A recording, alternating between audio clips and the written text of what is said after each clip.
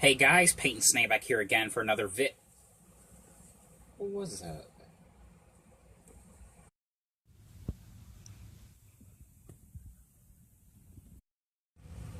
Oh. Anyway, just got back from seeing the Pet Sematary remake. Now this is one of those movies that I wasn't originally going to go to the theaters and see at first because when the trailer one went on YouTube, which was about in October, I believe.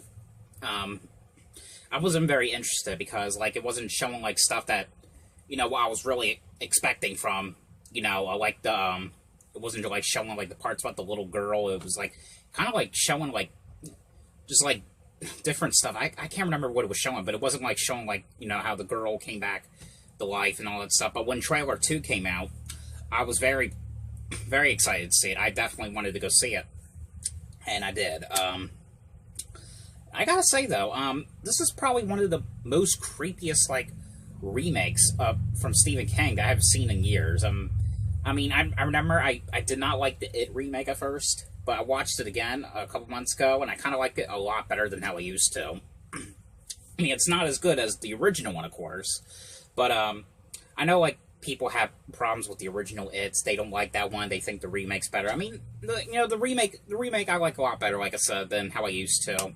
But this one right here, this Pet Sematary one, I like this one just as much as the original. Now basically, if you guys haven't seen the Pet Sematary movie, or if you don't know what it is or read the book, the remake and the original, it's kind of similar, but some things have changed. But I'm gonna be talking about the remake. The remake's basically about this family who the Creed family that moves to this house. There's a mother, a father, a daughter, and a baby. Gage Creed. They move to this house, and they live right near this cemetery where all these pets have been buried. And I gotta say, the one character, the Judd Crandall character, I like the Judd Crandall character in this remake. Which is John Lithgow. I think that's how you say his name. And I know him from a season of Dexter. And he was actually pretty creepy in Dexter. I always kind of like, the Dexter TV show. But they go, the family one day, they go to the Pet Cemetery, and, but what's behind, there's like, in the Pet Cemetery, there's like a bunch of these, like, this big, like, tall pile of sticks.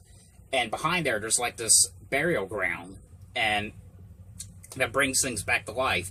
But one day, the Creed family, they have a cat named Church, and of course, one day the cat, Judd Crandall's character, he ends up finding the cat dead, and the father's like, I don't know what to do. I don't want to tell my daughter. I don't know what to do.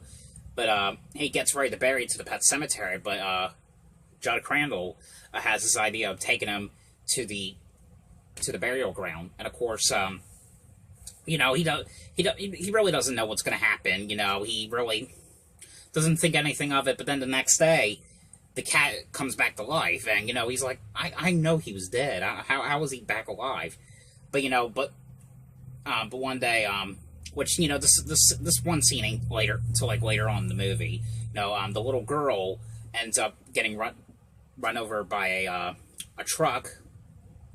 And, the father has this idea of bringing her back to life, and he thinks that everything is going to be okay, but of course, all hell breaks loose, and, the girl is now like a zombie, and, she's going around, like, killing people off one by one. I mean, it's not really like a killing spree. I mean, she kills a couple of people, but, I gotta say, the original one, I mean, the only thing that's different, I mean, it's not spoilers or anything, but the only thing that's different between the original and the remake is, the original one was the little boy, the baby, who gets run over, but the remake is the one about the girl. And I'm not going to say what it was, but the ending in this remake, it was way different. I really did like the ending of this. I thought it was kind of a cool, creepy, twisted ending. I mean, there's not really like a twist, but it was kind of.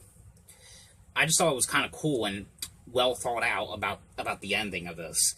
And like I said, I'm not gonna say what that was, but you know, definitely if you're a big fan of the Pet Sematary movies and its sequel that came out back in 1992, because I do like its sequel. I know it's not great or anything, but I always kind of liked it. Hopefully it gets a Blu-ray release at some point. I mean, this movie was actually a really well-done remake, and I was so pleased with all the directions it went through. This is one I highly would recommend you guys check out. Yeah, and this is actually my first horror movie remake to go see in a theater. I mean, obviously, it's not my first horror movie remake to go see. It's my first one to see in the theater. I mean, it's not. I think it's my second remake movie I've seen. I mean, the first remake movie I saw in theaters was actually my first movie I saw in theaters, in an indoor theater, which was Charlie and the Chocolate Factory. The first movie I saw in a drive-in was the Scooby-Doo movie. You know, I don't know. It's just kind of cool, you know, experiencing what this stuff is like going to see like a cool like slasher horror movie, like, you know, like the new Halloween movie. That was a really fun experience to see what it was like to go and see that in a theater in person, like, and see what the reactions would be like. You know, it's just kind of like cool to experience that. But anyway, guys, hope you guys enjoyed this video. Thanks for watching. Let me know down below what you guys thought of this new remake that came out. I'll see you guys later. Bye.